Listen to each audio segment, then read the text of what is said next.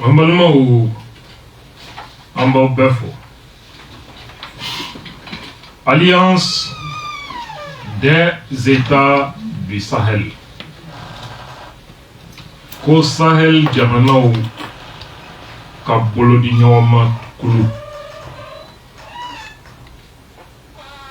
À présent, ye ɲɔgɔn ye ka ni tɔn sigi sen ka septembre kalo tɛmɛnen. La charte du Liptako Gourma. An ka gɛlɛyaw ye kelen ye. An ka jamanaw laada ni tariku ye kelen ye. An ka haju ye kelen ye. An ka jɛ ka an bolo di ɲɔgɔn ma pour que an ka bɔ gɛlɛya kɔnɔ. O kulu sigilen a sigira ni miirina ni ŋaniya min kan pour que ka se k'o waleya o de bɛ ka accélérer. Ni jamana saba ministres u bɛ ɲɔgɔn ye la Bamako. Ɲɔgɔn ye wɛrɛw bɛna tugu o la nin kalo in na. Entre-temps, Niger président a n'a ka délégation wulila ka na Bamako alamisa tɛmɛnen ka bɔ yen k'u kunda Wagadugu kan. An balimaw, ko caman bɛ sen na fɛn minnu ka girin fo ka dama tɛmɛ Ala ka kɛ hɛrɛ.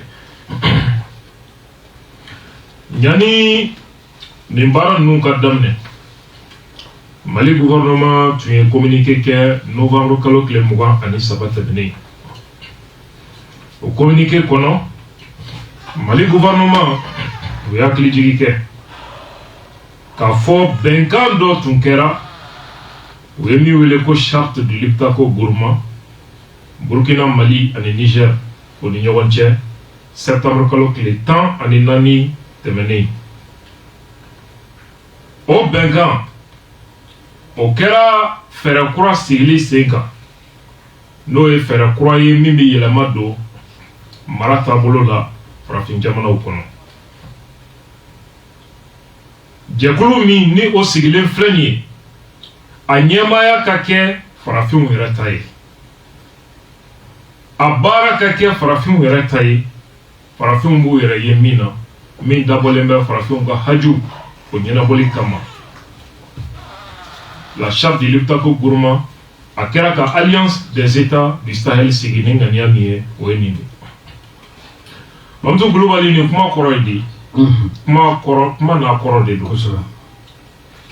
Alliance des États du Sahel a sigira, jɛkulu de don, mécanisme de don, baarakɛminɛn don, min dabɔra farafinw kama.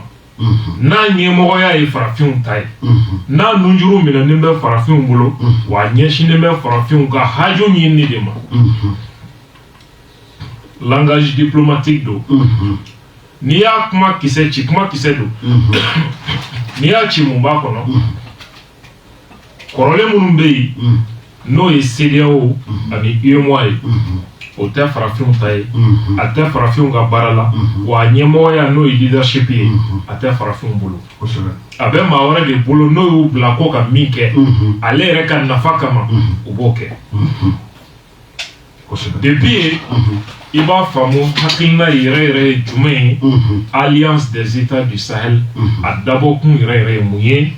C'est comme ça vient en réaction contre la CEDEAO et l'UEMOA, minnu yelen bɛ nin jamana saba marabagaw fɛ, comme si Faransi ka bere de don k'a fara farafin jamanaw kun, minnu ko k'u danbe an'u ka jamanadenw ka nafa.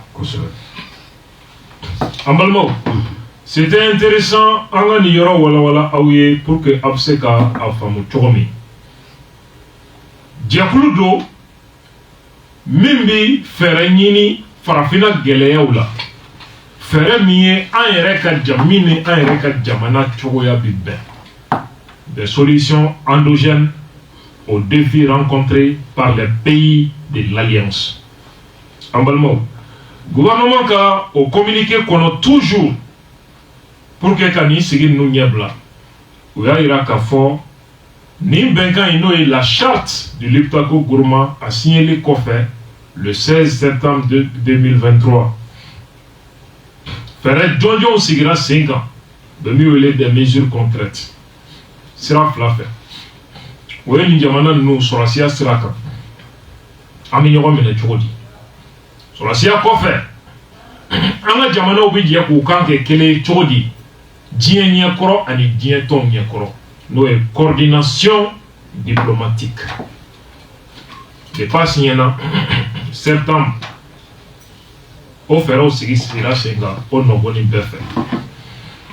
Gouvernement ka communiqué kono uya ira ka fo charte minkera ka alliance des États du Sahel sigi.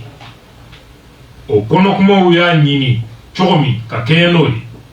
Ani président Assimi, général Abdraman Chani, capitaine Ibrahim Traoré du Burkina Faso, Luka Nyemoya Kono, a Ninena ni Jamana Saba Marabao fait, ka ministre ou ka Nyoronye Jona, ka Ferro Sigisinka, ka Nyebla Baroke, pour que Benkera Hakelna Mika, Aningania Mika, Abseka Walea Chogomi, Benkera Femika, Abseka Walea Chogomi. Krankraliala, Alliance des États du Sahel, Abena Sigi, Saria Seba Meoba, à Chartou, nous la constitution, à NATO.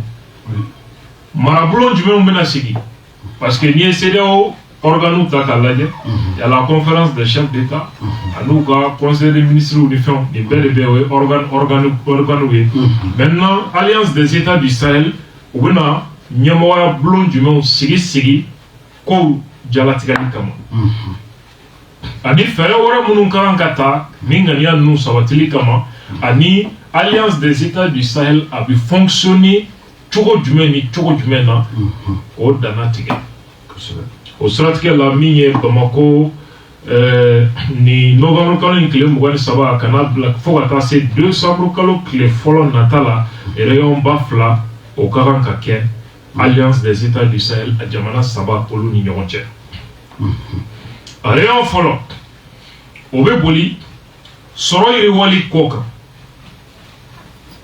Ni Jamana ni Nyonche, no électat ko gourmand. Sani Fere sera no commercial. Et si nous veut développer ni Jamana Saba qu'on a toujours no industrie. Au Barao, au ministère où Sirike, bi le 25 novembre. Novembre 2023. Sani Oche, Konya Domba Waneo, no expert oui, Olo et Sigike, Kani Seben nous be préprélatige Kanga Ketomi.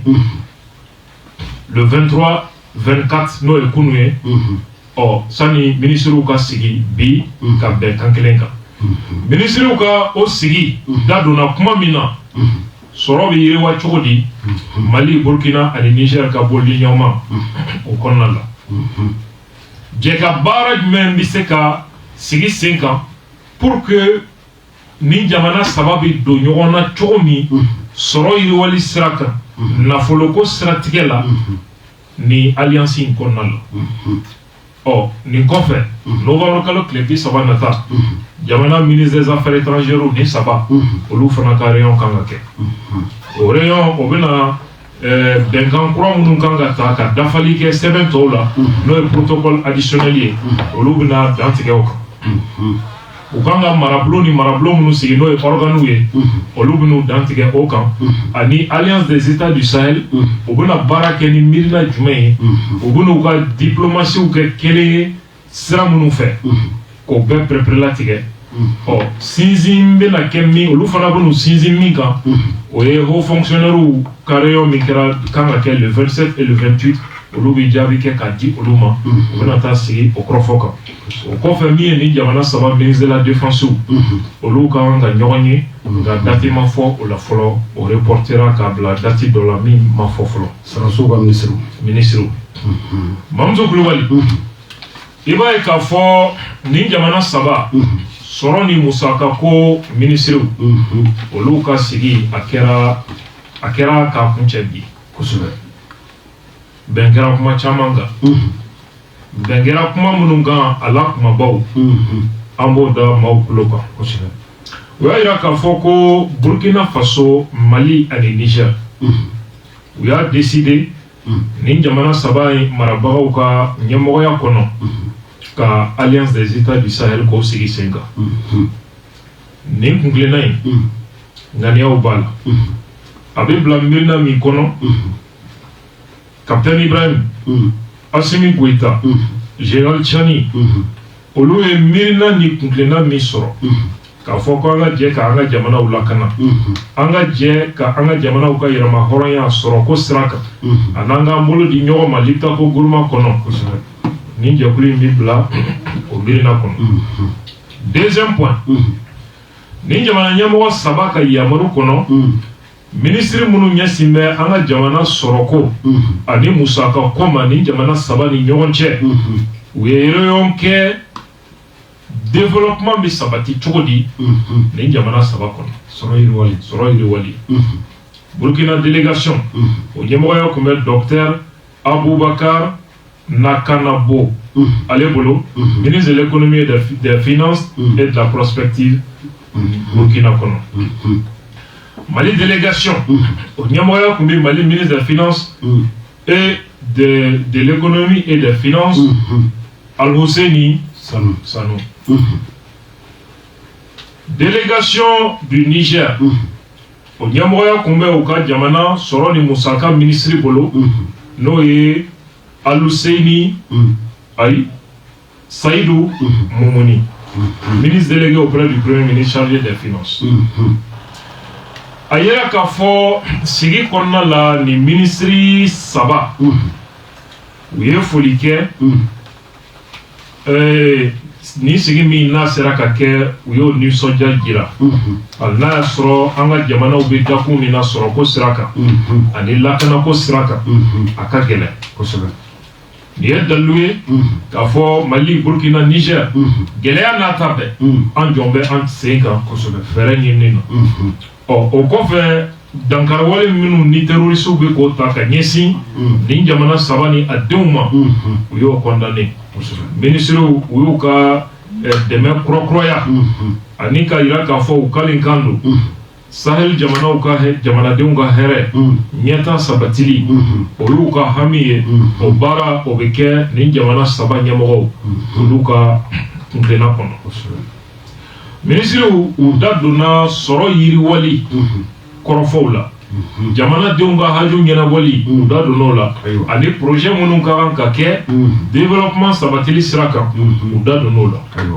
Ministrew ka nin ɲɔgɔn ye san'o cɛ waanɛw de ye ɲɔgɔn ye n'o ye expertw ye kosɛbɛ an ka sanuko pétrole ko ani an ka don ɲɔgɔn na ka kɛ kelen ye a ɲɛdɔnba jɔnjɔnw olu ye ɲɔgɔn ye fɔlɔ nin kalo in tile 23 kana 24 na CICB o kɔnɔ Bamakɔ yan ka bɛn kan kelen kan k'o di ministrew ma.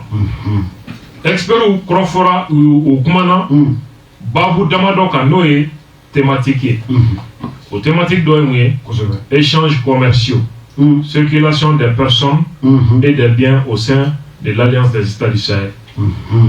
O ye nin jamana saba commerce siraw bɛ dayɛlɛ ani ɲɔgɔn cɛ cogo di jago siraw gɛlɛya jumɛn b'a la a bilama bɛ cogo di a bɛ se ka développer cogo di mun ni mun kan ka kɛ o kɔfɛ marchandises ani jamanadenw bɛ se ka voyager nin jamana saba ni ɲɔgɔn cɛ lafiya la cogo min marchandises bɛ voyager nin jamana saba ni ɲɔgɔn cɛ lafiya la cogo min u da donn'o la.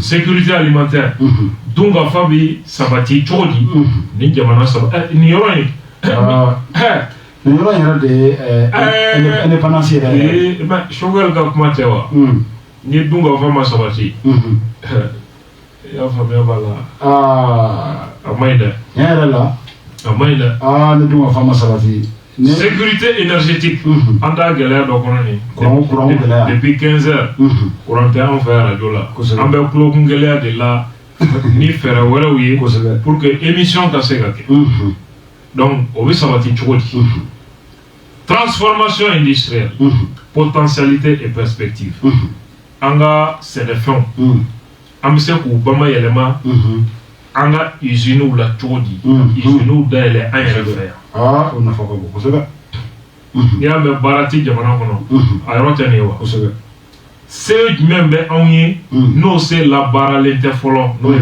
potentialité ye perspective ani ka siniɲɛsigi boloda Financement, intégration économique, arsenal réglementaire, réforme nécessaire. Bara munun kan ka kɛ a wara bi sɔrɔ cogo di o kuma n'o kan kosɛbɛ kuma in bɛɛ y'o de ye o ayiwa tiɲɛna n'a bolo dara an ka jamanaw bɛ don ɲɔgɔn na wari ka kɛ de an ka jamanaw bɛ don ɲɔgɔn na cogo di sɔrɔko sira kan o bɛ kɛ ni sariya sen jumɛnw ye yɛlɛma kura jumɛnw ka kan ka na ninnu ye kɔrɔfɔ ye kosɛbɛ point 9 o bɛ kuma fɛn min kan sanni feere sira ani commerce ani jamanadenw bɛ voyager nɔgɔya la cogo di ni jamana saba ni ɲɔgɔn cɛ marchandise bɛ voyager cogo di ni jamana saba ni ɲɔgɔn cɛ kuma min fɔra ye o yɔrɔ la o cogo di o yɔrɔ de filɛ nin ministrew ye a jateminɛ ka fɔ ala ko tiɲɛ Mali Burkina Niger cɛ commerce min b'an ni ɲɔgɔn cɛ tiɲɛ yɛrɛ la a fanga ka dɔgɔ o ye gɛlɛya sanni feere ani ɲɔgɔn cɛ fanga ka dɔgɔ kosɛbɛ hali n'a y'a sɔrɔ cɛsiri caman kɛra ni jamana ninnu fɛ tiɲɛ ye min ye an ni ɲɔgɔn cɛ sanni feere sira ala ko tiɲɛ fanga ka dɔgɔ u ye min lakodɔn o la o ye k'a fɔ an ka jamana sɔrɔw dun dayɛlɛlen don an ka sɔrɔw datugulen tɛ kosɛbɛ marchés dayɛlɛlen don sɔrɔ siraw dayɛlɛlen don commerce bɛ se ka jɔdaba ta min kɔnɔna la surtout commerce jɔyɔrɔ anw ka jamana yɛrɛ sɔrɔ fana na o barika ka bon kosɛbɛ donc ministrew u y'a yira k'a fɔ bi bi in na wajibi don Sahel jamana saba in u ka jɛ ka se u ka kelen ye pour que waati tɛmɛnenw ko minnu tun bɛ yen ka leçon sama ka bɔ olu la pour que ka fɛɛrɛ sigi sen kan an ka jamanaw ni ɲɔgɔn cɛ sɔrɔ siraw ka dayɛlɛ lakana kɔnɔna la min bɛ kɛ sababu ye yiriwa o bɛ se ka kɛ cogo min an ka jamanaw bɛɛ ka kɛ kundama kelen ye yiriwa sira kan jamanadenw ka haju ye min ye n'u ka hɛrɛ ni ɲɛta sabatili sira o bɛ se ka dayɛlɛ ni commerce sira ye fɛɛrɛ o fɛɛrɛ fɛ u k'o jateminɛ ministrew u ko wajibi dɔ bi ni jamana saba ka tugu ɲɔgɔn na u bɛ tugu ɲɔgɔn na ni espace kelen kɔnɔ ni nin miirinaw sigili sen kan a n'a waleyali ye programme minnu u bɛ tugu ɲɔgɔn na cogo di u bɛna baara min kɛ concrètement ka sira dɔ kɛ sira min bɛ nin jamana saba tugu ɲɔgɔn na sira ka nɔgɔya siraba ka duguma sira Mali ni Burkina ni Niger Mali siraw ka caya ni jamanaw ni ɲɔgɔn cɛ bɛ se ka voyager facilement cogo min na goudron fɛ o ka jateminɛ o kɔfɛ avion sira u ka jateminɛli kɛ ni jamana saba ni ɲɔgɔn cɛ ka bɔ yɔrɔ la ka yɔrɔ sɔrɔ a bɛ nɔgɔya cogo min terrain sira o ka dayɛlɛ ni jamana saba ni ɲɔgɔn cɛ pour que marchandises olu ka taa ka segin ni jamana ni ɲɔgɔn cɛ o bɛ se ka nɔgɔya cogo min baji sira fleuve Niger bɛ a dɔw tugu ɲɔgɔn na kosɛbɛ o fana sira kan voyager minnu bɛ se ka kɛ o sira développer ni jamana ni ɲɔgɔn cɛ lakana kɔnɔna la nin ka di kosɛbɛ nin ka di parce que nin sira kelen kelen de bɛɛ ye baara de ye ni sira dilanni daminɛna o ye marché de ye dɔw bɛna baara sɔrɔ et puis sira dilanni fana bi marchandises circuleli mana nɔgɔya fɛnw sɔngɔ bɛ jigin terrain sira o y'a dama nafolo de ani baara de don ka di maa caman ma avion siraw ani ka taa se bateau sira ma ni nin kɛra avion tɛ sa o tuma bɛɛ bɛna i ka avion sira dilan ou bien an bɛɛ bɛ jɛ avion kana sira a jaabi bɛ ɲɛfɛ ayiwa a jaabi bɛ ɲɛfɛ o yɔrɔ la i bɛna dɔn k'a fɔ nin miirina ninnu fa wuli kun bɛ faransi la ayiwa parce que ni nin sera ka sabati ah ni bɔra ziri la ka kɛ tiɲɛ ye ka bɔ kuma na a bɛ kɛ hɛrɛ ye dɛ a bɛ kɛ hɛrɛ ye mais projet belebele don dɛ ala ka waleya ni nɔgɔya amin amin amin dunga fa sabatili ko la turu sera aw ma aw minnu tɛ se ka kɔɲɔ mun ye cɛw maa tɛ se ka ɲɛ dumuni fana kɔ n'o tɛ anw mana nɔnɔ bɔli ɲɛgɛn kelen min anw bɛ tile ban n'o ye o de la an ma farikolo sɔrɔ dunga fa sabatili fila ma mɔgɔ belebeleba ka dɔn minisiriw ko o ko tiɲɛ na sɛnɛ sira kan walahi ala ye seba de kɛ nin jamana saba ye sɛnɛ sira kan kosɛbɛ dugukolo bɛ nin jamana saba bolo walahi ji bɛ yen baji bɛ yen kosɛbɛ sa bɛ na nka ala ko tiɲɛ gɛlɛya dɔw bɛ yen min kɛ bɛ sababu ye k'an ka sɛnɛ nagasi o ye jumɛn ye o dɔ ye ja waati dɔw la san nabaliya kosɛbɛ n'o ye choc climatique ye désert bɛ ka avancer nka lakanabaliya ko terrorisiw ye sɛnɛ bali jamana in territoire hakɛ min yɔrɔ caman a barika ka bon a ka ca o kɛra sababu ye an ka sɛnɛ an kun bɛ se ka min bɔ a la k'o fana nagasi kosɛbɛ u kumana min kan o ye k'a fɔ bi bi in na wajibi don ni jamana saba ma u ka fɛɛrɛw u ka jɛ fɛɛrɛw la min bɛ kɛ jaabi ye teliya la ka ɲɛsin nin gɛlɛya ninnu ma yaasa u ka dugukolow an ka jɛ ka sɛnɛ kɛ dugukolow aménager kosɛbɛ ka sɛnɛ kɛ min bɛ nin jamana saba bɔ nɔgɔ la min bɛ dun ka fa sabati nin jamana saba ni ɲɔgɔn cɛ ka irrigation kɛ n'o ye ji boli siraw ka dugukolow aménager foro ka kɛ sɛnɛ ka kɛ o sɛnɛ tɔnɔ o ka tila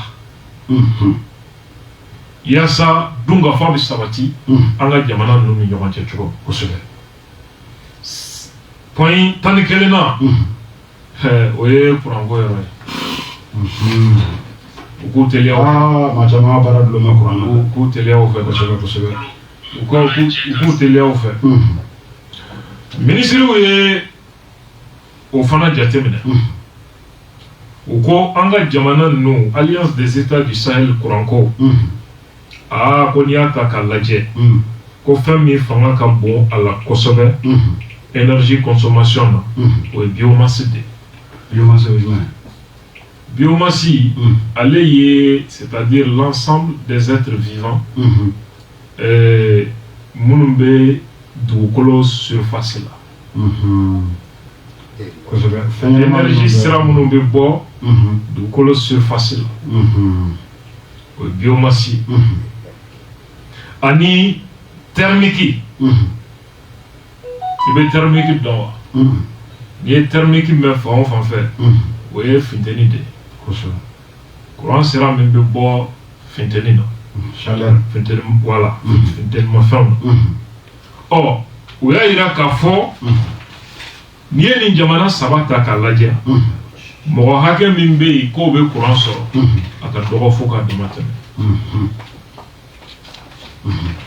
Mali kɔnɔ courant bɛ dugu hakɛ min na a ka jɔ dugubaw dɔrɔn fɛ a bɛ min yɛrɛ la mɔgɔw bɛɛ ti k'a sɔrɔ yen kosɛbɛ min yɛrɛ kun b'an bolo e ka sɔrɔ cogo la i y'a faamuya wala ko ka fatiya talen b'o kan nin waati in na tiɲɛ yɛrɛ la o n'a ta bɛɛ u ko ala ko tiɲɛ ala ye se k'an ka jamana ye min bɛ se k'a to an bɛ se ka courant sɔrɔ garijɛgɛ bɛ yen tile min bɛ anw baara yan kosɛbɛ c'est pas petit courant bɛ se ka sɔrɔ o la kosɛbɛ n'o labaara la min ni o bɛ an ka jamana a nafa kosɛbɛ fo ka s'a dan na u y'a yira k'a fɔ min ye an ka jamana se b'a ye sanuko sira fɛ se b'an ka jamanaw ye pétrole ko sira fɛ ni minnu utilisera a ɲɛma k'an ka sanu uranium pétrole ka exploiter a b'an ka dugukolo la o bɛna kɛ sababu ye an bɛ sɔrɔ ko gɛlɛya min na a bɛ wuli nin ka di kosɛbɛ minisiriw ko wajibi do bi an ka jɛ ka an se fara ɲɔgɔn kan nafolo ko siratigɛ la pour que ka investi an ka pétrole ni sanu ni courant ko la an saba bɛɛ ka jɛ ka dɔ bɔ pour que ka nin baara nin daminɛ wallahi nin se b'an saba ye ka contribuer ka ko bɛɛ ka contribuer ala an k'a daminɛ ni saba a kɔni a bɛ se ka daminɛ mais n'a saba y'a kɛ c'est possible an ka jɛ sisan faraɲɔgɔnkan yɛrɛ kun y'o de ye e k'i jɔ ban ye France uranium olu de bɛ Niger uranium bɔ n'o y'a bɔ u bɛ Niger bolola sɔn u bɛ taa n'a bɛɛ mais n'an yɛrɛ jɛra ka société dɔ sigi min bɛ uranium bɔ an t'a tila ni ɲɔgɔn cɛ yɛrɛma hɔrɔnya bɛ na n'o wari sɔrɔla jamana in kelen-kelenna bɛɛ kɔnɔ n'a y'a daminɛ ni machine kelen ye ni exploitation fɔlɔ kɛra a bɛ machine 2 san a bɛ t'o la a bɛ 3 san a bɛ t'o la fo aw bɛna fanga sɔrɔ aw mago tɛ jɔ maa na pour que k'aw ka pétrole bɔ k'aw ka sanu bɔ et surtout Russiw ka partenariat bɛn sisan yanni kan nin de an bɛ ka dege jɛgɛ minɛ cogo la fɛn in nin ko bɛɛ bɛ gestion ɲuman de nɔfɛ tout à fait point tan filanan o ye an ka usine ko se min b'an ye o sira kan ani siniɲɛsigi fɛnw bamayɛlɛma o siratigɛ la ministrew ye fɛn min jateminɛ o de ye k'a fɔ n'i ye nin jamana saba usine ko ta k'a lajɛ tiɲɛ yɛrɛ la usine ko développelen tɛ nin jamana saba si kɔnɔ ka da mun kan i b'a ye usine misɛnninw de b'an fɛ yen usine yɛrɛ yɛrɛ a ka jugu kojugu ɔ o y'a yira k'a fɔ o usine ni minnu yɛrɛ bɛ yen olu bɛ an ka capitaliw de kɔnɔ kosɛbɛ u jɔda ka dɔgɔ kosɛbɛ an ka jamana sɔrɔ nasiraw la anw bɛ jamana min ka mara kɔnɔ n'o ye faransi ye usines ka développer anw fɛ n'o ye magosa de ye faransi kosɛbɛ olu ka usines bɛ min dilan anw ye sugu fiyɛ de ye n'anw yɛrɛ b'a dilan a bɛ ɲɛnabɔ olu ta tɛ se o de la u nana ni privatisation ye Modibo ye usine fɛn fɛn dilan k'a bɛɛ dakolo ci kosɛbɛ a bɛɛ kɛra ne ka kurulamanw dɔ de bɛ absolument o yɔrɔ la i b'a ye k'a fɔ ni o usine daɲa o ye baara nagasi ni usine tɛ jamana kɔnɔ baara bɛ yen baara bɛ nagasi ministrew u ko u nimisi wasalen don k'a fɔ nin jamana saba se b'an ye ka se ka usines dayɛlɛ an ka jamana kɔnɔ an yɛrɛ ka sɛnɛfɛnw ni sɔrɔw bamayɛlɛmani an ka jamana kɔnɔ ka baara di an ka jamanadenw ma u ye min tɔmɔ o la o de ye k'a fɔ u ka fɛɛrɛ sigi sen kan ɲɔgɔn fɛ usines bɛ dayɛlɛ cogo min an ka jamanaw kɔnɔna la ani ka se ka fɛɛrɛ kɛ an ka jamanaw ni ɲɔgɔn cɛ fɛn o fɛn ye industrie ye bamayɛlɛmani o bɛ se ka jidi cogo min musakako intégration économique n'o ye ka nin jamana saba don ɲɔgɔn na sɔrɔ sira kan sariya minnu kan ka ta ani réforme minnu kan ka kɛ ministrew ye kuma caman fɔ o dɔ ye mun ye u y'a yira k'a fɔ ko an ka jamanaw nafolo gestion i b'a ye k'a fɔ gɛlɛyaw bɛ a la kosɛbɛ an ka budget financement i b'a ye k'a fɔ kuma dɔw la majɛw bɛ yen kosɛbɛ an bɛ taa jurujuguw de ta parce que an ka musaka ka bon sɔrɔ ma an ka budgetw la o kɛlen bɛ sababu ye ka jurujuguw don an ka jamanaw kan na k'an dɛsɛ ka bɔ nɔgɔ la u y'a yira k'a fɔ min bɛ tali kɛ anw ka ministrew u ko n'i ye jateminɛli kɛ secteur privé kɛnyɛrɛ ye financement bɛrɛ ti taa o sira fɛ nin jamana saba si kɔnɔ o bɛɛ bɛ développement gɛlɛya o bɛ baarako gɛlɛya donc u y'a ɲini k'a fɔ u ka jɛ ka fara ɲɔgɔn kan fanga ani kɛnyɛrɛ ye cakɛdaw k'u tɛgɛ di ɲɔgɔn ma o bɛ développer cogo min kɛrɛnkɛrɛnnenya la min ye infrastructure de base dɔgɔtɔrɔso kalansow cakɛda wɛrɛw jamanadenw ka haju tɛ taa min kɔ olu bɛ développer cogo min u ko tiɲɛ don wajibi bilen don ka se ka nafolo dɔ sigi sen kan u bɛ min wele ko fond de stabilisation yaasa gɛlɛya minnu bɛ yen ka ɲɛsin olu ma ani ka banki dɔ créer min bɛ se ka an ka jamanaw financement kɛ cakɛdaw ni entreprisew ye développement bɛ sabati cogo min u bɛ min wele ko banque d'investissement de l'alliance des états du Sahel. Tout sera dans Goroba Massisa. Les ministres ont relevé la nécessité d'aller vers une véritable union économique et monétaire de l'Alliance des États du Sahel. Ah, on a pas français voilà. Ministre ko wajibi dobi wajibi de do ko anga jamana sabai o ko tega di nyoma anga ke kelen soroko srafa anga ke kelen ni nafolo anga die nafolo kelen donc akuma koro yi anti do dala kanto sefaka nga yebe ni ngani a fen fen na ni shit se ka ke kanto sefaka kosebe parce que aba boloda tubabu sigle mi yelaki parce que sefa lundi nata amena émission kerenkerelenke ni sefa domba jonjon do abena da douala ebena ye ka fo ou fla ne ka ni bara fla boloda tant que ambe sefa kono utna sega ni shike ashi hala 50% utna sega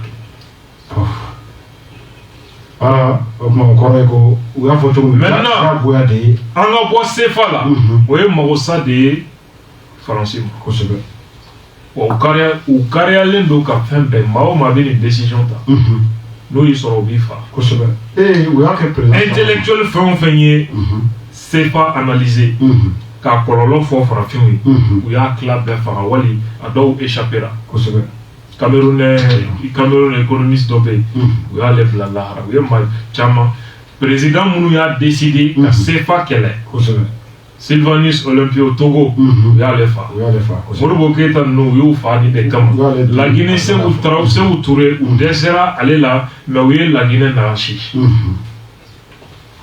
c'est pas quoi. Donc, bi, ni Alliance des États du Sahel, nous avons une décision. Parce que Modibo Keïta, indépendance, c'est le coffre à un mouvement.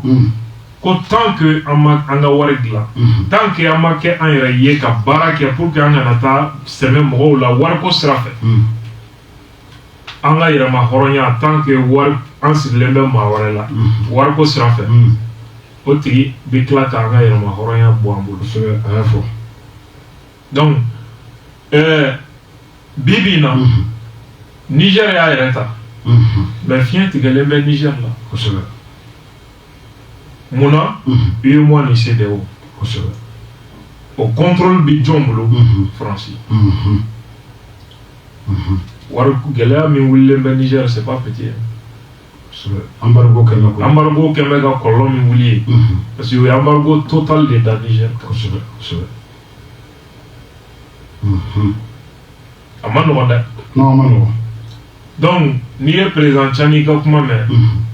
Anale kuluba akoko malika deme pour que embargo min buka ko so afo ma ko de balo akama budem akama cheni magosa red parce que embargo ni wa ko ba sigi jamana nyemo ko kasro en réalité avec jamana dem de kam donc au point pour que ka jamana dem shuka blila ko so donc ni wuli kera na foraika fanga ka dafri abara bitelia ko so ministre donc jabi mi bora expert ou ka fenena donc ouye o jabi ouye olu de franyonga ou semaine ola au confère compagnie aérienne Mali ni Burkina avion sera ale Niger bena ka avion sera Doglan avion compagnie Air France Teo Air France donc ni jamana sama fana ya décidé ou va franyonga ka compagnie aérienne donc créer ou tola donc bimbi ni jamana sama fana kala jamana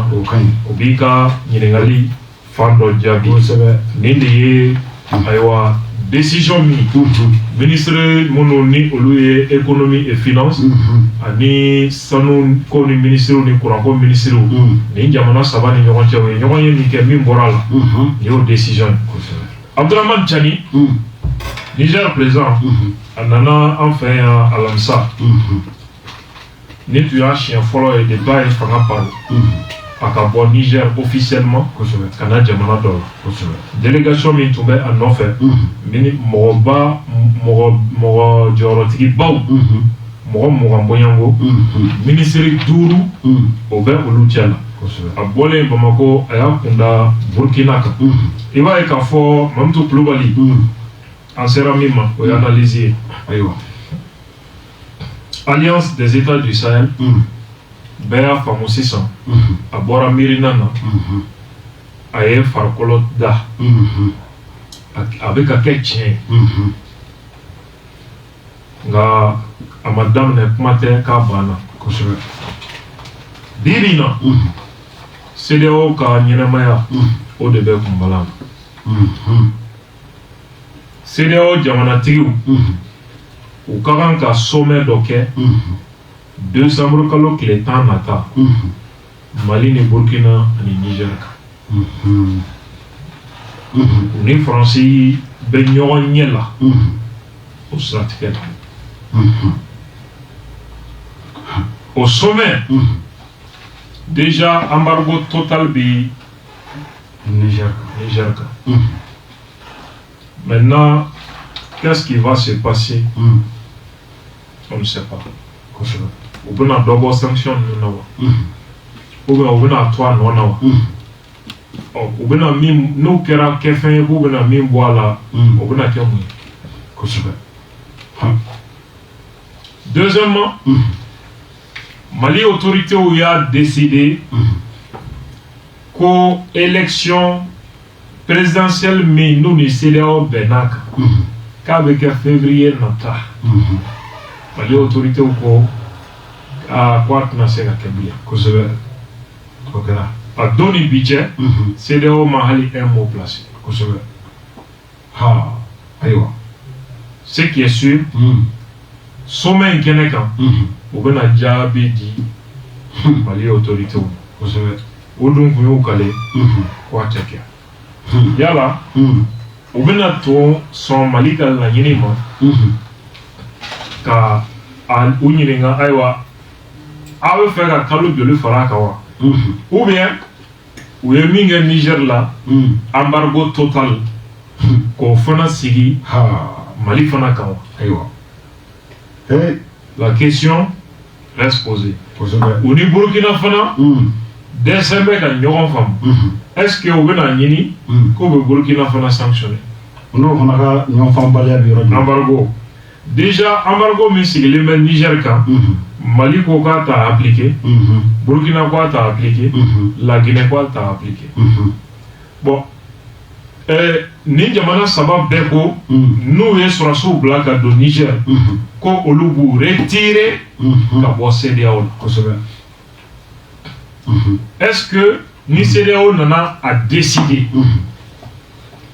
ko abi embargo sigi Burkina kan wala Mali kan est-ce que atna ke occasion Niger Burkina, Mali, la Guinée, au lieu de retirer la CEDEAO là pour que l'Alliance des États du Sahel, Koka m'a bloqué, pour que la CEDEAO là.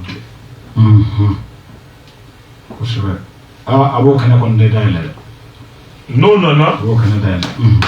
Non nana, oye Frafina Klebi enfant blalé kokura de Keneka. Kosobe. Ni jamana o CEDEAO jamana o Togo le manion na Togo dol. Abina fo Togo président. Ale fana bi initiative kurala. Mini Malika complena kaso. Est-ce que Togo fana be feng Togo Mali ni Burkina de quoi? Au fana question bi. No kera ke fenye CEDEAO ko a tobe na to mouye blé. Et quelle sera la réaction de la France, le Sénégal, la Côte d'Ivoire, la Côte d'Ivoire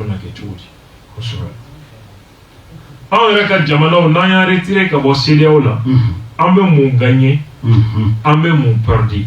Na fa même bala, absega wolo gelea lawa, o gelea absega ke moni. Parce que bibi na, o kanga jamana o kele, ni soroko siradi. Soroni na folo. Donc ni gelea jugera, jamana de on mena ban fanga la, de fanga fait. Donc fanga nanga fanga ou kera retiré fin ka bo CEDEAO la. Aywa fere jumɛn bena sɔrɔ an ka sɔrɔ ko gɛlɛyaw la ani fɛn caman C'est vrai, Alliance des États du Sahel, ou Boraka, Mirina Mounou Sigi Senga, à Mirina Mounou Diabeti Senga soro 600. Donc, à court terme, Warati Kuntala Sunkono, Ferret Nomina Sigi Senga, je pense que Oulu Mirina Kanka Sigi, des 600. Est-ce que, on est à Djamano, Mali, Burkina, Niger, ou qu'on retire Misalila Kabo Sedeola? Est-ce que ni jamana nous clinquons qu'on politique mort bena sigi ko ladje? Est-ce qu'on bena djenai? Est-ce que la société civile koulou bena suit aux décisions? Est-ce que mort bena soro mounou bena wili ka ke CEDEAO la fosa baouye ni Francica demain ni fin fana konna la au fana ingal loti. Donc abita wolo mouna. Ça c'est des questions. Ça veut dire que à partir du mois de décembre, 14 janvier là, pour finir que les enfants sont aérés, qu'on croit au connu. Alors que Heré, Anga Jamanama, au stratégie là, Magisal Willa Katabeja, c'est le président. Ni Alassane Tarakma, Koukmana, pour finir que les enfants Kouka. Yoro Sigatala, et même si c'est Mali, Burkina, Niger, ou Monodeka. Maxal ni Alassane Gagnon Kofé. Alassane Willa Kata Franci, Emmanuel Macron, Aleka Djamanaka. Oukmana Mouna, Niger coup d'état Kotor. Abna Bladad Mena. Nekuma Koroidi. CEDEAO Nyamoro Bemina, Francis de Beka, ou Blal, nous le contrandi qui a ou ta contrandi qui mais ordre pro de Douma, avec bon Francis. Ah, ni kora ou CEDEAO na nyoy menge ou bi fo Francis ka hakla mi. Voilà. Ou na ta fo, abina ta fo. Oh, Emmanuel Macron est mon fo. Donc, la dégradation rapide de la situation de la sécurité dans la région. Dégradation rapide. Pour la cana balias naka yoron pemine un coup. On nous travaille nécessaire. Qui a libéré la augmenté. Terrorisme litigera qui a augmenté. Mais ni bɛɛ kɔfɛ ko a ko bɛ nɔni na ko lakana ko k'a bɛɛ nɔni na ɲɛtugu ka yɛlɛ donc k'a ni Alassane bɛna taa fɛɛrɛ ɲini o ko de la ne ko Fransi ka territoire dɔ de bɛ yen ni jamana ni hali ni insécurité bɛ yan en quoi ça regarde la France Fransi ka foyi tɛ yan foyi problème yɛrɛ min ye farafin dɛsɛra ka da yɛrɛ la quoi. Macron ko k'a ka dɛmɛ bɛ Bazoum ye hali bi awɔ ko wa ko pour que négociation ka dayɛlɛ CEDEAO ni Niger coup d'état kɛlaw cɛ ko fɔ Bazoum ka bila parce que ni Bazoum libéré la sisan intervention militaire ka nɔgɔ Bazoum est assurance tout risque de haut. Assurance mi garantie risque bɛɛ la. Bazoum y'o de ye cani bolo. E m'a ye u ye Bazoum bolili bolo da ka hélico dɔ jɔ fan dɔ fɛ ko k'u tiɲɛla ka bɔ su fɛ. K'u bɛ don ni Bazoum ye hélico la u ka wuli u ka taa dɔrɔn. O dugujɛ bɛɛ o tun bɛ yen sɔrɔsiw tun bɛ jɔ Niger. Oui. Donc o fɛɛrɛ ma marché. Sisan ko condition ye Bazoum ka bila pour que négociation ka dayɛlɛ o ni fɛn o kɔrɔ ye di a bɛ k'a fɔ CEDEAO ye négociation t'aw ni Niger président cɛ tant que a ma Bazoum bila o de bɛna kɛ décision ye CEDEAO ka sommet nata o Fransi sɔrɔsiw u kan ka Niger bila ka bɛn décembre kalo laban ma ko k'olu ka dɛmɛ bɛ k'ale ka dɛmɛ Macron k'ale ka dɛmɛ bɛ CEDEAO ye yaasa solution ka sɔrɔ Niger gɛlɛya in na maintenant quelle solution a ma da don o la o kɔrɔ ni CEDEAO ale bi CEDEAO kɔ a ye pion poussé Et allez, c'est là où il y a. Bon. Allez, c'est là où il y a. C'est là où il y a. C'est là où il y a. Sinon, c'est là où il y a. Français de pays. Oh, au coffre, Côte d'Ivoire est un marabout de Chouami, élection où nous kera. Mais Alassane a parti au loup gagné. Tarou d'Adola. Au comment bébé ta très bien français. Bachite. Ambola Watimi, Guillaume Soro a Bora Turquie, Kadjigi Bamako. La déclaration qui est qu'à fort Bitako Bitania a Sandourou Mike Bolila, au Banapeu, à Tipoliblé, Kaleka exil, Tunga Feta, Walma Chololi, au Bana, Karis Segi, Kana Côte d'Ivoire. A Bora Malla, a Tara Niger, hier Famaya Bismillah. A Bora Niger, a Tara Ouadou, Burkina Famaye a Bismillah. Ah, Ngemel Yatige, and the Konoboli et Côte d'Ivoire Konobi. Côte d'Ivoire président Alassane Draman Ouattara, allez la Fasaba John Do, Noé Pasteur Makosoye, mais allez Pasteur Mie, Église Tabolo. La église de Facebook. Pasteur sans église. Pasteur Jacques Traoré, allez qu'à église B. Pasteur Temeli, allez qu'à église B. Pasteur Michel Samake, Selene Israël, Tengele Doawe, allez qu'à église B. Mais Pasteur Camille Makoso, église T. Bon, c'est ça, moi, je vais te trouver là. Comment on ça ah, à quoi passer ah, tu te trouves, tu te trouves pas dans la salle. Ah, tu te trouves pas. Allez, d'ailleurs là-bas. Il m'a volé qu'à tourner la d'ailleurs. Docteur Abdounian. Anna docteur. Ah, là, t'as mon tu te trouves pas dans la salle. Voilà. Il y a famille Bala, Pasteur Camille Makoso. A bɔra ka kuma fɔ a yɛrɛ tɛ kuma min kɔrɔ dɔn mais ni ala sɔnna ma an bɛ n'a dɛmɛ k'a kɔrɔ fɔ a ye i b'a ka kɔrɔ fɔ n'a b'i bolo i bolo bɔ a kan toto silencieux a ka lamɛn. Non pas dans le but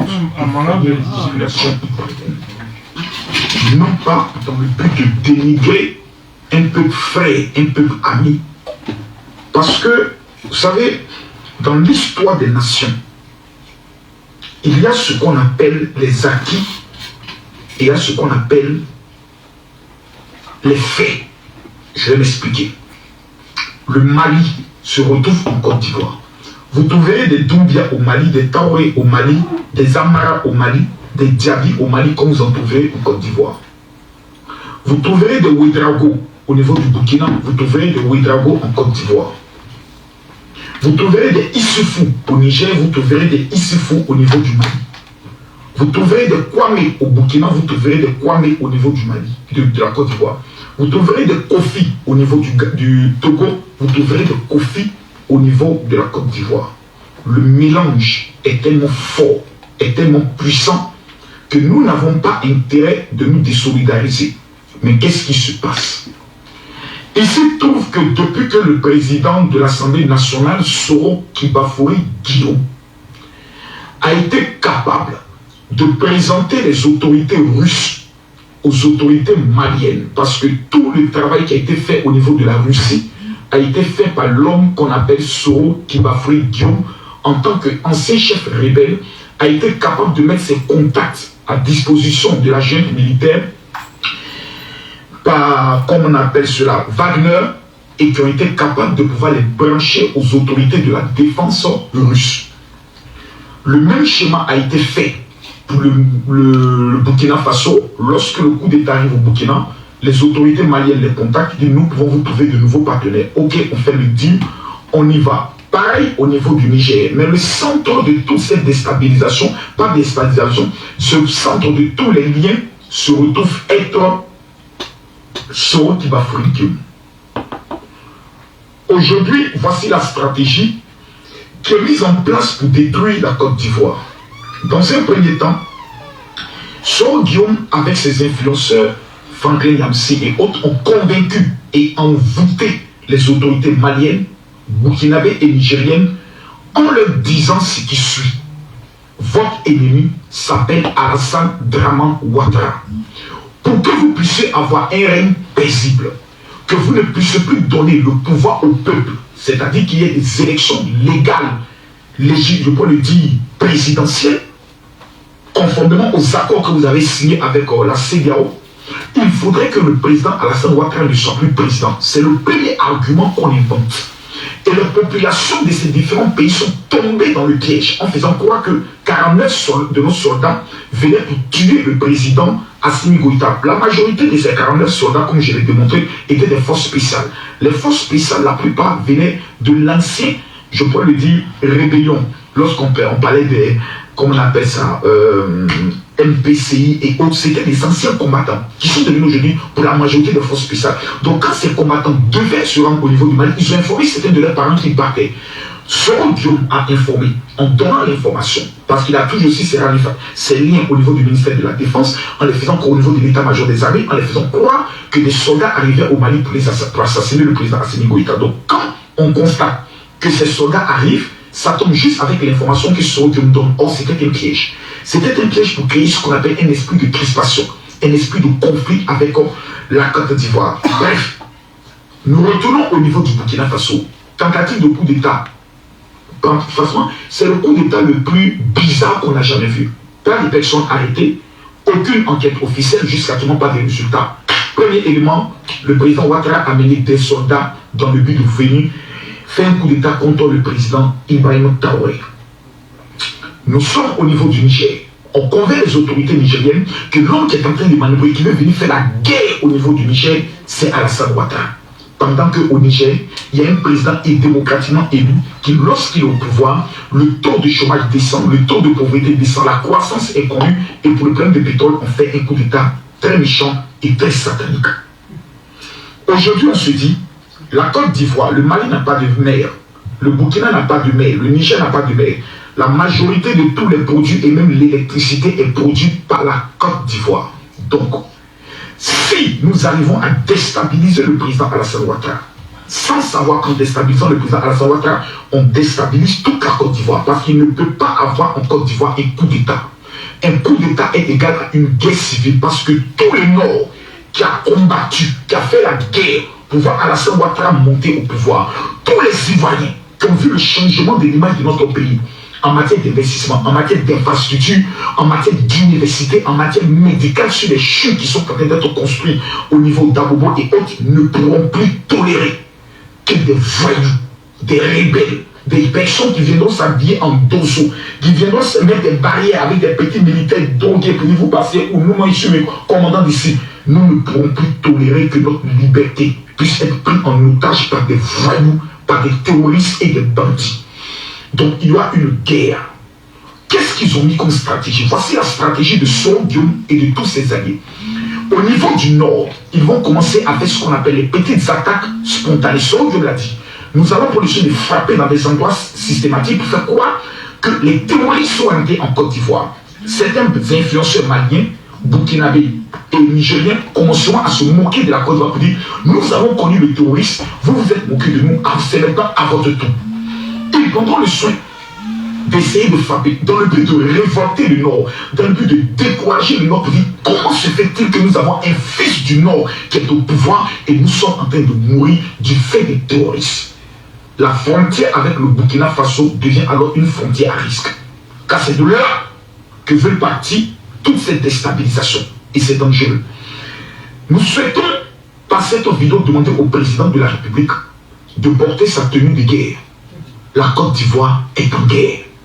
Je répète, la menace qui plane sur notre pays nous met dans un état de guerre. Tout État qui décidera désormais de s'en prendre à la Côte d'Ivoire et d'essayer d'humilier les autorités ivoiriennes, Monsieur le Président de la République, soyez sans pitié. 1. Vous dérompez automatiquement les accords diplomatiques qui existent entre nos pays. Vous rapatriez radicalement et immédiatement son ambassadeur. Il ne faudrait pas que Monsieur le Président de la République vous attendez qu'on nous humilie. Il serait dès maintenant, je peux le dire, convenable que vous rappelez nos ambassadeurs du Burkina, du Mali et du Niger. afin que lorsque des comportements de façon, je peux le dire, insultants seront posés, des attaques directes de ces autorités, il faudrait que nous puissions rapatrier les différents ambassadeurs et couper les relations diplomatiques avec ces pays. Je m'arrête aux populations de ces différents pays. Il serait sage que vous interpellez vos chefs d'État, aux représentants religieux et traditionnels, les liens qui unissent la Côte d'Ivoire et le Mali. Depuis que le président Alassane Ouattara est au pouvoir, les Burkinabés vivent bien en Côte d'Ivoire. Ils sont les plus heureux. Les Maliens vivent bien en Côte d'Ivoire. Ils sont les plus heureux. Et des gens sont allés en prison lorsque certaines personnes se sont en prison au Nigérien au niveau de la Côte d'Ivoire. Nous n'allons pas alors tolérer que notre bonheur que nous partageons avec vos ressortissants devienne pour nous un malheur. Dès lors, quiconque, monsieur le président, qui s'avisera à manquer de respect à la Côte d'Ivoire, couper les relations diplomatiques avec ces pays, imposer une carte de séjour de 500 000 francs l'année à tous leurs ressortissants pour que le respect se pose. Le président Houphouët-Boigny était un homme de paix, mais la paix ne veut pas dire être bête, et la paix ne sous-entend pas accepter les foutaises. L'Ivoirien ne sera pas le dernier de la société. Le président Laurent Gbagbo disait, on les voit nager, il les a vu nager jusqu'à ce qu'on vienne les déstabiliser. Nous ne voulons plus qu'on nous manque de respect. Nous n'accepterons plus que des personnes venant des pays voisins viennent verser le sang en Côte d'Ivoire, rien que par plus aigreur et jalousie de nos foyers, de la mer et de notre fourniture d'électricité ainsi que nos pauvres. Nous ne l'accepterons plus jamais, monsieur le président. J'aimerais dans nos bras soldats. Aujourd'hui, vous avez vu tous les sacrifices qui ont été faits par le président Ouattara pour vous. Vous avez vu tous les sacrifices qui ont été faits. Quelqu'un qui hier vous a dirigé, aujourd'hui est prêt à voir votre sang couler, est prêt à voir vos familles mourir pour sa seule ambition et sa seule rancune. Nous devons démontrer à toute la nation et au monde entier notre capacité de résistance et notre capacité de riposte en cas de cas. J'aimerais dire aux terroristes qui pensent vouloir venir en Côte d'Ivoire plaisanter. La Côte d'Ivoire est la terre bénie de Dieu. C'est un sable mouvant. Quiconque s'avisera d'entrer ici, nous avons un élément, c'est l'Éternel des armées. Shalom. Normalement, les pasteurs sans église, Camille Makosso, Côte d'Ivoire, Alassane Ouattara, La Fassaba, John Walima, numéro 1 à l'Edo. Avec ma tchaman fo 600. Arrête kuma munu korodo. Ako ale bena kuma mi fo ko ate kwa bi fe ka Côte d'Ivoire jamana denw jatige. Abena kuma mi fana fo ate kwa bena Malien la goshi, walma bena Burkina Faso la goshi, walma bena Nigérien la goshi. Mais sika tala ko Malien te Ivoirien Burkina Faso te Ivoirien Nigérien te Côte d'Ivoire fait. Il faut que moi au de toi. Ako ni jamana nani ndu ni ata ka lajɛ I b'a ye k'a fɔ an ka jamanadenw donnen don ɲɔgɔn na. I bɛ kamaralakaw ye Côte d'Ivoire, I b'u ye Mali la. I bɛ konelakaw ye Côte d'Ivoire, I b'u ye Mali la. I bɛ jaabiw ye Mali la, I b'u ye Côte d'Ivoire. Ouédraogo ou Côte d'Ivoire, ou Burkina, Kofi ou Togo, ou Côte d'Ivoire. Donc, on est peuple nous, ou Makoso est comme il faut que tu aies bala, ou doeni. Avec moi, flamme, il faut nous étiens. Ou y'a qu'à faire, effectivement, Alassane Ouattara n'allait pas là. Donnons à la Fiat Chamandi. Non. Malien, Burkinabé, Chama, et la Fiat dit Olu Chama Mamona, parce que aller ici, tout le monde est quand, kaka politique qui est Olu Doye, pour que Kana Fangala. Avec un Côte d'Ivoire norme, il faut, Olu de Siglé, l'Oro la Kachaya. Nous considérons le Côte non. Donc, et puis Alassane Ouattara tout le Mali là. Wati mi ane Gbagbo be ɲɔgɔn na. Ani Gbagbo bɛ ɲɔgɔn na. Je crois que la famille partie dɔ yɛrɛ tun bɛ Mali la yan. O brassage, Ala ko tiɲɛ, o ye tiɲɛ. Oh, a ko Guillaume Soro min n'o nalen bɛ bi a bɛ yaala Mali, Niger, Burkina a jatigɛlen bɛ o min ka ko la ani a ka président Ouattara ko bi bi in na ko Guillaume Soro de kɛra sababu ye ko ka na ni Rusiw ye Mali la an yɛrɛ tun t'o kalama ni nin tɛ yɛrɛ quoi kosɛbɛ jaja an ka Rusiw Guillaume Soro de nana n'olu ye ka n'olu d'a ma o kɔfɛ a ko Guillaume Soro kelen ale tɛ min kalama Rusi ninnu ka maa fɔlɔw nana Mali la 2019 o y'a sɔrɔ coup d'état yɛrɛ ma kɛ fɔlɔ kabini IBK bɛ fanga la depuis IBK bɛ fanga la o fɔlɔw nana discussion depuis 2019 après le sommet de Sochi ale t'o kalama ko Guillaume Soro in ko o de ye a don Mali faamaw kun na ka nɛn don olu kɔrɔ a n'a ka videokɛlaw i n'a fɔ Franklin Yamuso ninnu ko ni jugu b'u la bi ko Alassane Ouattara don ko n'u b'a fɛ u ka to fanga la élection kana kɛ k'u ka Alassane ka fanga ko ka dafiri ko Guillaume Soro kelen de y'a don Mali faamaw kun na ko Côte d'Ivoire sɔrɔsi 49 min minɛna Bamako ko Alassane tun y'o bila ka na ko ka na an ka président faga ko nin de don bɛ maliyɛnw hakili la ko ni jugu b'u la ko Alassane Ouattara la ko Soro kelen taara nɛn don Burkina faamaw kɔrɔ olu pompe k'a fɔ coup d'état min échouera Burkina ko Alassane ka baara ko Soro bɔra yen a taara Niger ka taa fɔ ye coup d'état kɛlaw ye ko Alassane Ouattara de bɛ fɛ ka guerre ta ka Niger sɛgɛrɛ donc ni Soro sera ka nin jamana saba marabagaw bɛɛ don fili la Soro mɔgɔ kan ka tugu a kɔ dɛ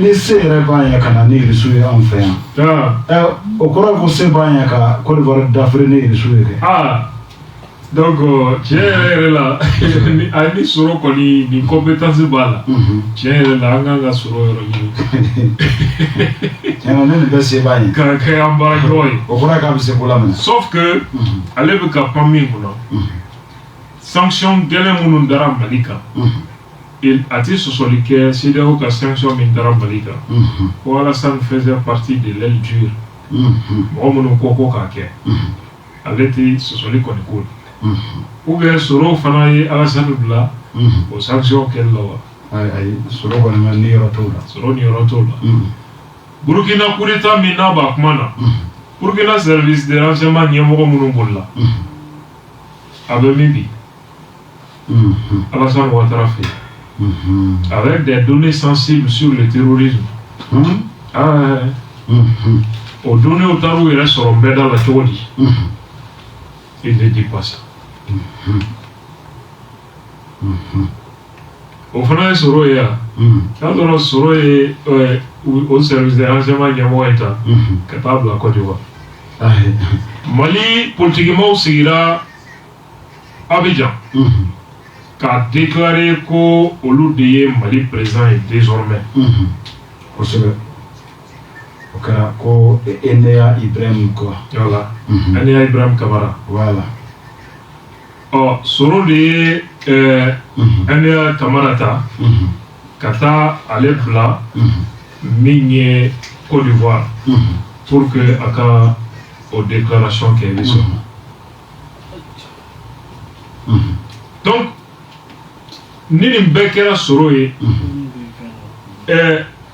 Niger ta sommet kɔfɛ Alassane de déclaration kɛ ko ka guerre ta ka don Niger k'ale bi bataillon kelen di i b'a sɔrɔ Soro de fana taara don Alassane na i b'a fɔ jinɛ bɛ don mɔgɔ la cogo min k'a nɛn bila a k'o déclaration fana kɛ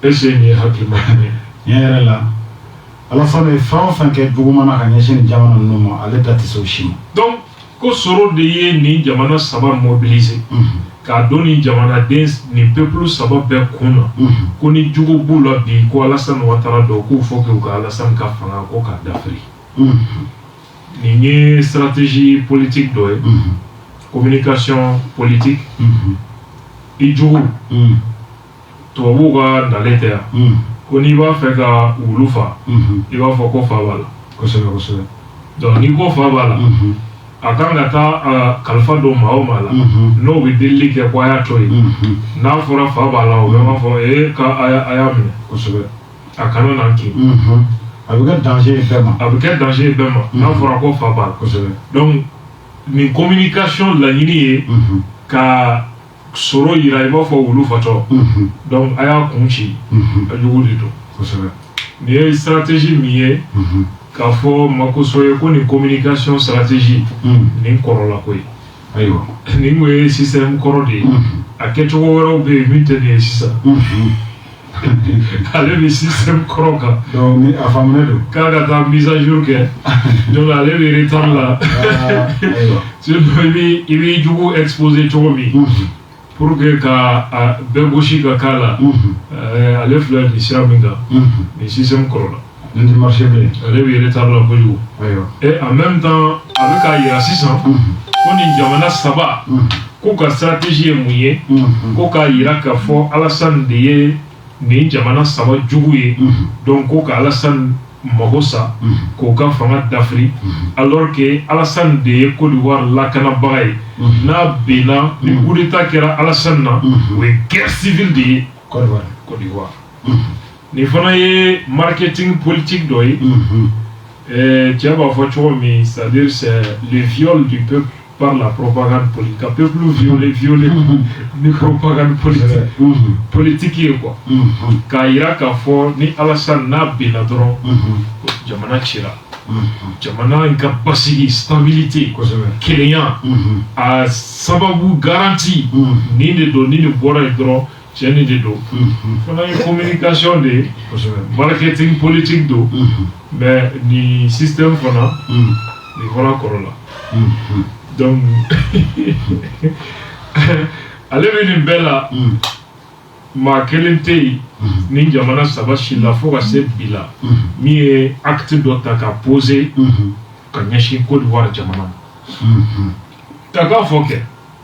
Faut bi Burkina décision du meta ka nyeshi Côte d'Ivoire Niger décision du meta ka nyeshi Côte d'Ivoire Mali décision du meta ka nyeshi Côte d'Ivoire mais Alassane ni jamana du même pays Alassane ka décision du do mata ka nyeshi ni dollar que atay ça n'existe pas peut-être avec un commandement moyen qu'on ni jamana no ga jila kritina ke uye uga opposant soro bismillah mais on ga jamana nu abe opposant memi Omar Malgo même de Côte d'Ivoire ou France abe Côte d'Ivoire tous même de Côte d'Ivoire oh join ja ko jugudu sinon on est né même na drone kola o yo ga jamana sababu no mega fo olu e soro bismillah wallahi donc o kuma de ne siba donc ako ko ni jamana sababu fe ka Côte d'Ivoire Nord, ko ka terroriste bla ka attaquer ke. Donc on est terroriste attaqué. Ko ambana fo 600. Oh ko 600 ko comme Côte d'Ivoire ko ka moquer on a. Ou terrorisme don. Oh ko terrorisme flou dans la vie. Oh ko terrorisme mina wuli Côte d'Ivoire fan humain. Côte d'Ivoire Nord. Donc on okera ko Nord mo wa fo. Ko Alassane ye Côte d'Ivoire Nord mo ye. Ko na ta be ka deselembe ko lu lakana. Ko lu vere volte akoro. Aboka a informé an wonu kunyana Alassane Ouattara ye Côte d'Ivoire jamana den be de ka président. An kunyana Côte d'Ivoire Nord Sud Est. À l'ouest, il be de président. Jaja Nord Côte d'Ivoire Nord président de do. Aka ko lu de lakana.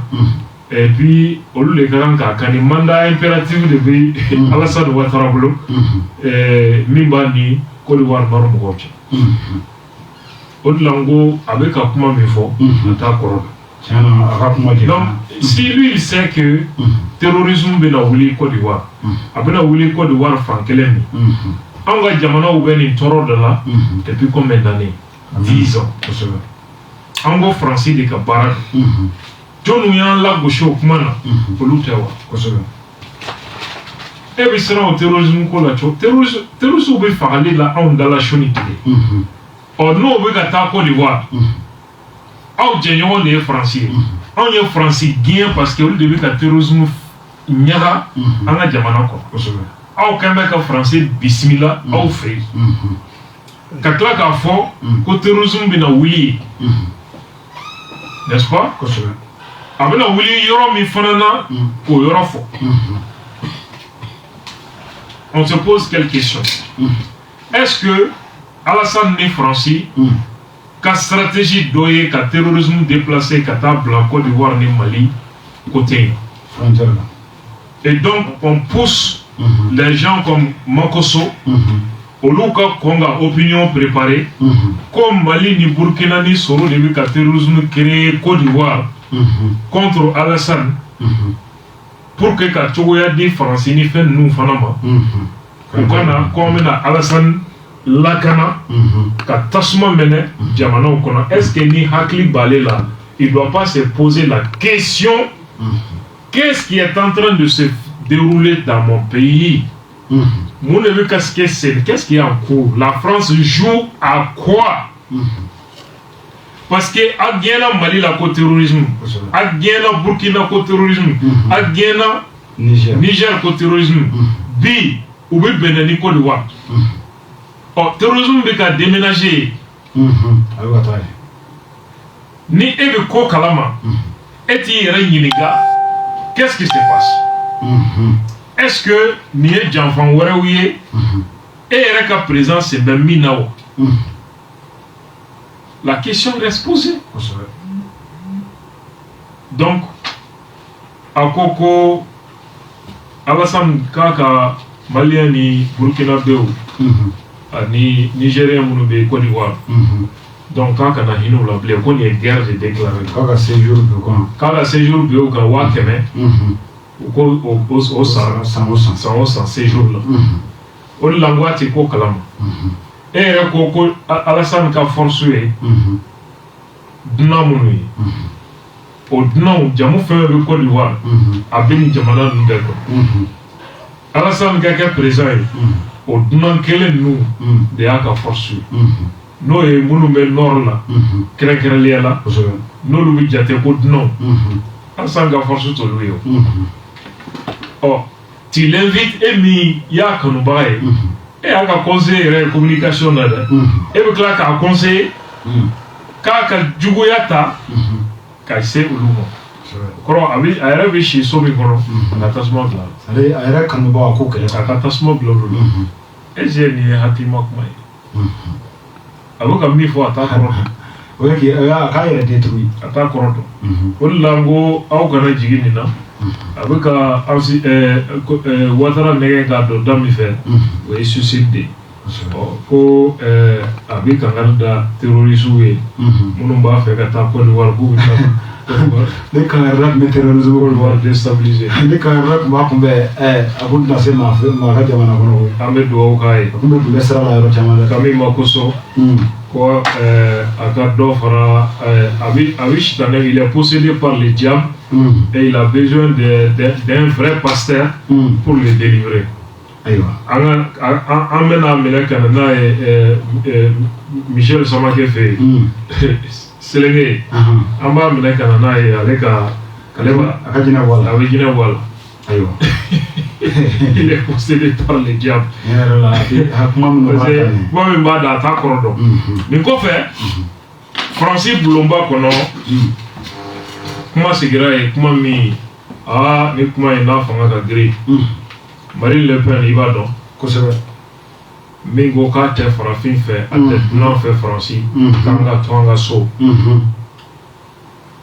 oh maliko kuma yoro Francis mo sara farafina utara baro sigi assemblée nationale kono kuma mi be Marine Le Pen da di amanga a traduit kelen kelen mɔgɔw ka se ka faamuya sɔrɔ a la. Monsieur le Président de la chers collègues, en novembre 2017, à l'université Joseph Kizerbo de Ouagadougou, le président... C'est pas audible. Emmanuel Macron avait ouvert son discours en annonçant, Monsieur le ministre, Monsieur le Président de la Commission des Affaires étrangères, chers collègues, en novembre 2017, à l'université Joseph Kizerbo. On n'entend rien. Fais-tu là quoi? De Ouagadougou, le président Emmanuel Macron avait ouvert son discours en annonçant qu'il n'y avait plus de politique africaine de la France. Et le 23 février 2023, à l'Élysée, à la veille d'un déplacement sur le continent, il confirmait ces mots sont toujours d'actualité. Eh bien, une fois n'est pas coutume, je dois reconnaître que le président de la République a magistralement, Monsieur le ministre, Monsieur le Président de la Commission des Affaires étrangères, chers collègues, en novembre 2017, à l'université Joseph Kizerbo de Ouagadougou, le président Emmanuel Macron avait ouvert son discours en annonçant qu'il n'y avait plus de politique africaine de la France. Monsieur le ministre, Monsieur le Président de la Commission des Affaires étrangères, chers collègues, en novembre 2017, à l'université Joseph Kizerbo de Ouagadougou, novembre 2017, Ouagadougou, université la Macron et Kumatraï. avait ouvert son discours en annonçant qu'il n'y avait plus de politique Aka okuma kono ayira ka foko Franci politique Franci bolo blé frafina. Et le 23 février 2023 à l'Élysée, à la veille février kalo kle mugan ani saba Franci masaya sokono. Un déplacement sur le continent, il confirmait ka akunkanga déplacement doge kana frafina ayo okuma sementia. Ces mots sont toujours d'actualité. Akoko okuma kele mina ofo Burkina 2017 ka fɔ politique Franci bolo blé frafina ko okuma kele de bada. Eh bien, une fois n'est pas coutume, je dois reconnaître que le président de la République a magistralement résumé la situation. Okuma mi Franci président Macron lahala mi filɛ nin ye farafina bi ka da Franci kan okuma bɛɛ de bɛ nin dakoɲɛ kelen kɔnɔ min bɔra da Ouagadougou ani Franci. Il n'y a plus en effet de politique africaine de la France. A ye min fɔ tiɲɛ do ko politique foyi taabolo foyi tɛ Franci bolo bilen farafina. Sous Emmanuel Macron, celle-ci a disparu. Macron ka fanga kɛra sababu ye ka Franci ka kunkilenna ka bɛɛ buruja farafina kɔnɔ. Volé, volatilisé dans un magma d'erreurs, d'incohérences. A ye fili ni yɛrɛ sɔsɔ a ka fili ni yɛrɛ sɔsɔ juguyara ka se hakɛ la fo ka a ka kuma kelen de do koyi tiɲɛ yɛrɛ la politique tɛ Franci bolo bilen farafina. Dont la sinistre mésaventure nigérienne de ces derniers mois. Nin kalo laban ninnu kɔnɔna la a taara Franci kun dɔ bɔ cɛ cilen min fana na Niger o y'o dalilu dɔ ye. Point d'orgue. Les premiers à en prendre bonne note et comment autrement sont les Africains eux-mêmes. Mɔgɔ minnu ni olu ye nin ko faamu ka tɛmɛ bɛɛ kan o ye farafinw yɛrɛ de ye. L'effacement de l'influence française sur Franci ka fanga ni yanga farafina kɔnɔ a dajira. Contrairement au président de la République, je crois quant à moi que la disparition de sa politique africaine constitue un drame pour la ne kɔni Franci président b'a fɔ cogo min ne t'a ye o ye cogo la koyi a ye jasi min kɛ nin ye farafina kɔnɔna la nin ye masiba de ye. Une très mauvaise nouvelle. Nin ye kibaruya jugu de ye hali farafina yɛrɛ ma. Comme je n'imagine pas que l'inscription de ce débat à l'ordre du jour par le gouvernement vise à instruire le procès en incompétence du président. Ne kɔni kun t'a miiri k'a fɔ i n'a fɔ dɔw y'a fɔ cogo min k'a fɔ ko an bɛ ka Franci président de kiiri a ka jasi kɛnɛ kan. Ni que le terme de partenariat renouvelé ne reflète une quelconque volonté de mettre un terme. K'a fɔ ko u bɛ ka baaraɲɔgɔnya kurakuralen min ko fɔ ani farafina cɛ k'o ye ŋaniya ye ka dansigi. À ce qui nous sert depuis 6 ans de politique étrangère, san wɔɔrɔ Macron ka fanga an ka jamana mara taabolo kɛra min ye maracogo jugu la farafina u bɛ k'o min fɔ. De me tourner vers l'avenir et dans la suite de mon discours de N'Djamena de mars. O kuma an ka ɲɛsin ko kura ma ani siniɲɛsigi ne ye kumakan min fɔ discours min kɛ Tchad 2017 de vous exposer n'o ye mars 2017 ye. Ce que devrait être et ce que sera fera si les Français le décident. Ne ɲɛfɔli kɛ o la min bɛ se ka kɛ ani min bɛna kɛ ni Faransi ye décision ta. La politique africaine de la France. Ka Faransi ka politiki sigi sen kan. Avant cela, il nous faut cependant prendre acte du tsunami qui nous a frappés. Ɲan'o cɛ masiba min ye Faransi sɔrɔ farafinna nin ye an kan ka jateminɛ kɛ o la. Le coup d'État malien d'août 2021, celui de Libreville le 30 août. Coup d'État min kɛra Mali la 2021 ani min kɛra Gabon. En passant par la Guinée-Conakry, Guinée-Conakry coup d'État. le Burkina Faso et le Niger. Burkina ni Niger coup d'État. Ce qui s'est passé en Afrique francophone. Farafinna jamana minnu bɛ français fɔ o jamana o kɔnɔ min bɛ yen. S'apparente à un mouvement tectonique profond. Min bɛ sɛnɛ ye a kɔnɔ ka dun fo k'a dama tɛmɛ. Ce qui fait notre zone d'influence. Yɔrɔ min tun ye Faransi ka mara bɛ boli yɔrɔ minnu kan. Solidarité prioritaire. Min tun ye Faransi yɛrɛ ba ka gɔnforo ye. Basculer dans une nouvelle ère. O ka bamayɛlɛma kana bila kana fara kura da ka ɲɛsin Faransi ma nin cogo la. Une ère marquée en premier lieu par la défiance croissante de l'Afrique tout I entière. b'a ye k'a fɔ farafinna jamana minnu bɛ français fɔ o dɔrɔn tɛ dɛ farafinna jamana bɛɛ de kɛlen bɛ ka a disi da Faransi la bi. Vis-à-vis d'un multilatéralisme pensé à Washington et à Bruxelles. O dama tɛ diɲɛ tɔnba minnu n'olu ye ONU ye n'olu bɛ diɲɛ kow jalatigɛ k'u sigilen to Bruxelles Union européenne k'u sigilen to Washington n'o ye ONU ye farafinna yɛrɛ de u kasa goyara bi farafinna yɛrɛ de bolo. Selon des conceptions mondialistes et uniformatrices. Ka hakilinaw ta k'u b'o boli diɲɛ kan ka min bɛ bɛn olu yɛrɛ kelen ka kunkilenna ma o yɛrɛ de kasa goyalen bɛ farafinna jamana bɛɛ bi.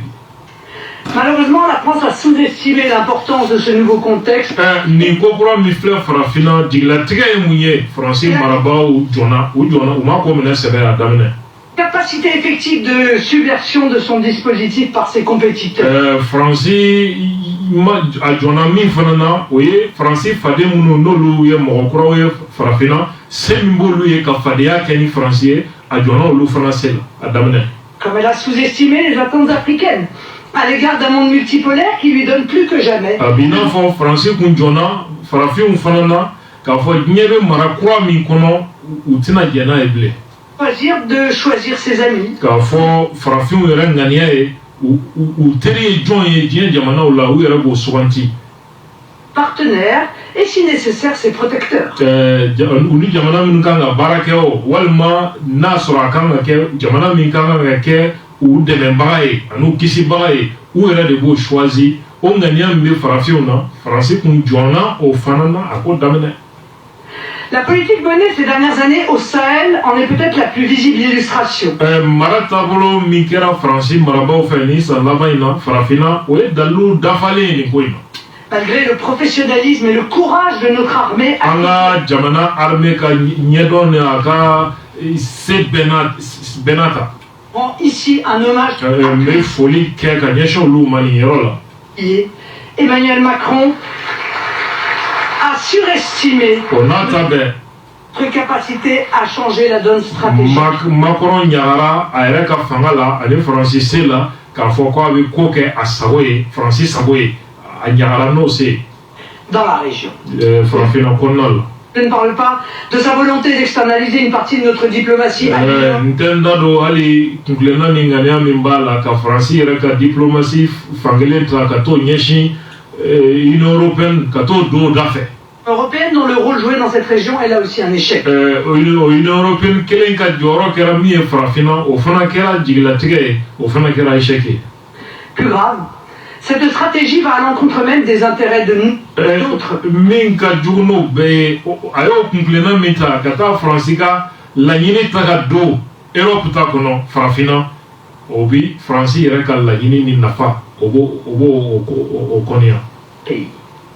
Malgré ce constat accablant, comme j'aime à le répéter, il n'y a pas de fatalité. Dans ce domaine aussi, d'autres choix politiques peuvent aboutir à d'autres résultats.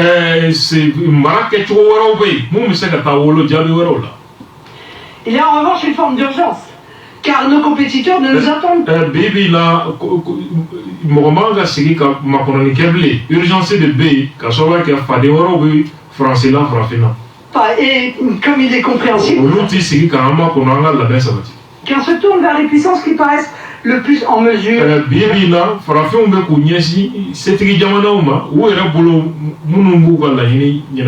leur apporter les soutiens dont ils ont besoin. Néanmoins, notre pays dispose sur le continent d'un capital d'histoire et de langue partagée.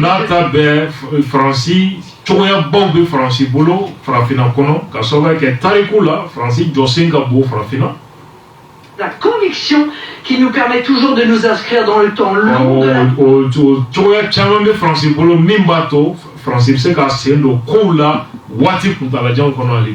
l'Afrique et de ne pas désespérer.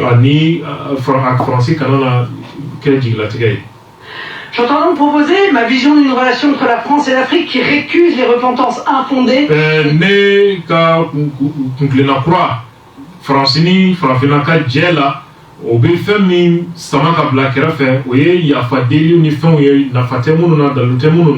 Les nostalgies d'antan.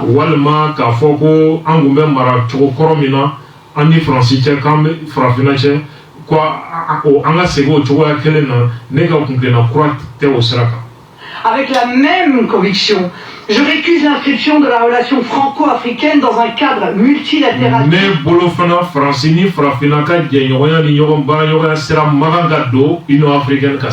Incarné qui impose au continent des modèles politiques,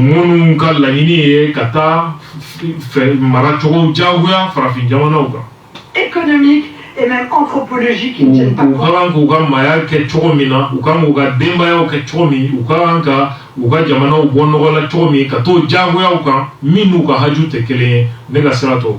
De son génie propre.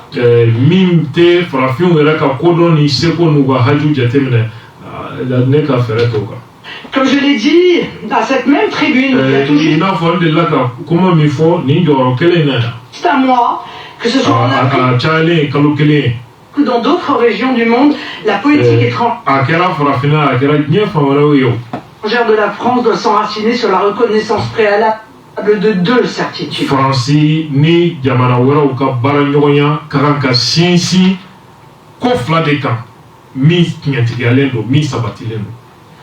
L'existence des nations participe à la diversité du monde et donc à la richesse de l'humanité.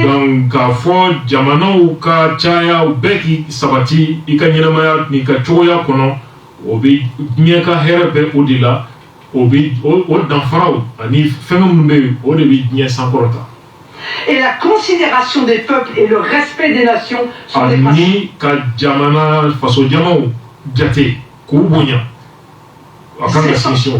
à la paix et à l'harmonie du monde.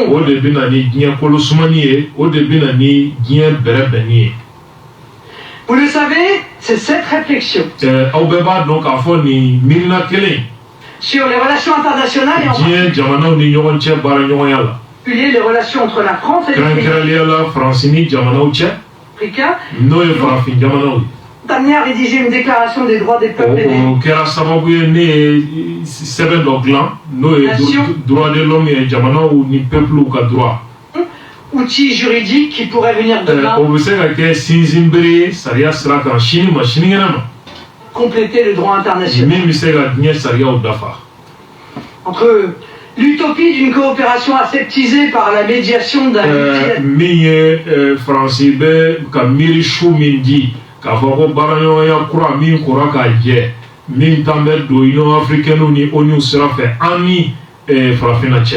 multilatéralisme anonyme et une France-Afrique qui ne peut et ne doit plus exister.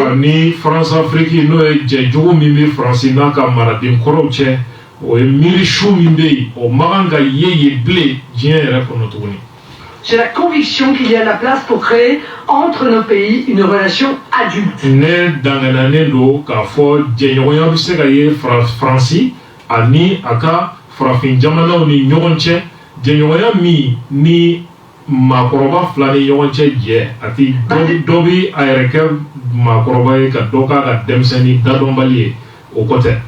Sur la prise en compte des réalités et des légitime ani jamana beka nafa ni ka here mi ye fo Francisco jatemena o jenyoya ko dont les grands principes sont précisément ni contenus o kunklena baw prepare tigelen do seben dans cette déclaration. C'est aussi cette conviction o dangani akele qui m'a amené il y a plusieurs mois à proposer à l'occasion de mon voyage au Sénégal o de kera sababu ye ne ka tama do sen fa Sénégal abikalo damadogo bénéficie d'un siège de membre permanent nya ira ka fo akakan bi joro do ka di farafinama au sein du Conseil de sécurité de l'ONU. Diɲɛ tɔnba ko jalatigɛyɔrɔ la n'o ye Conseil de sécurité de l'ONU. Je réaffirme ici, comme je l'avais fait, n bɛ segin o kuma kelen kan nin kɛnɛ in kan i n'a fɔ n kun delila k'a fɔ cogo min. le président Déby, Tchad président ye n'o ye Déby min fatura ye. que si je veux que l'Afrique soit la première des priorités internationales de la France, n'a bɛ fɛ farafinna ka jate diɲɛ kɔnɔ priorité.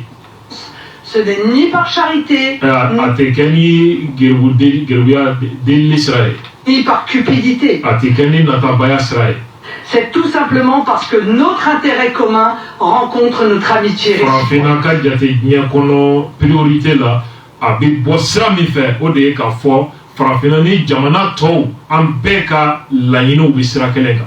Donc, la France doit avoir une politique africaine et au sein de celle-ci des priorités Wa et des Faransi ka kan ka politiki maracogo sɔrɔ farafina la min kɔnɔna la. alliances privilégiées avec ses amis historiques. Min ni a bɛ Faransi bɛ jɔyɔrɔ sɔrɔ fusamadiya sira fɛ ani jamanaw cɛ min y'a teri ye tariku la. Par son histoire, son savoir-faire technique, ses moyens, Faransi ka tariku n'a ka tariku ye n'a ka seko ni dɔnko ye. et pour une large partie du continent, sa langue, la France Faransi ka kan fana ye sababu ɲuman ye Faransi bolo parce que farafina jamana caman bɛ yen minnu tugulen b'an ka kan. accompagner positivement le processus de construction et de Faransi bɛ se ka yɛlɛma kɛ sira ɲuman fɛ. consolidation des États-nations africains Farafina jamanaw bɛ se ka u yɛrɛ sɔrɔ cogo min u ka kelenya kɔnɔna la an'u ka yɛrɛtigiya kɔnɔna la. en se basant sur le respect dû à nos partenaires quand ɲɔgɔn bonya kɔnɔna la an n'an baaraɲɔgɔnw ni ɲɔgɔn cɛ. au choix souverain de leur politique Ani ka o jamana minnu ni Faransi n'olu bɛ jɛ u fana jamanaw ka kuntilenna bonyani kan. de leur modèle de développement. U ko u ka jamana bɛ baara cogo min u ka bonya o sira kan.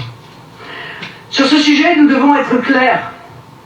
Wa kɔrɔfɔ la an ka kan ka kow fɔ ka jɛya. La différence dans les affaires intérieures des États souverains doit être notre règle d'action. Faransi ka kan ka fɛn min wajibiya yɛrɛ kan k'o kɛ sariya ye o de ye Faransi da kana don wali jamanaw kuma la.